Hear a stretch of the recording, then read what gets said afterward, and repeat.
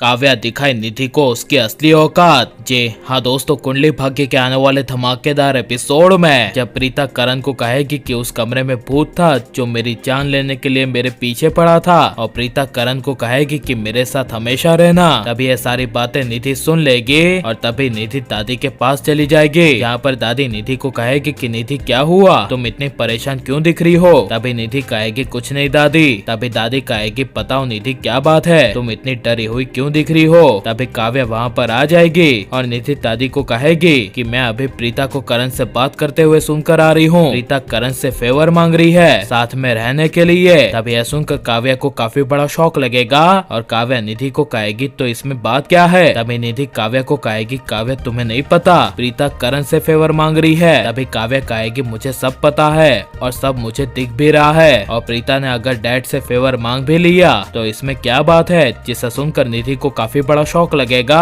जहाँ पर काव्या निधि को उसकी असली औकात दिखाती हुई कहेगी कि निधि माँ मेरी बात सुन लो, अगर प्रीता ने मेरे डैड से फेवर मांगा ही है तो वो उनका खुद का हक है, वो मेरी असली माँ है और मेरे डैड से वो कुछ भी फेवर कर सकती है, तुम्हें उससे क्या निधि। जिसे सुनकर तभी निधि को काफी बड़ा झटका लगेगा।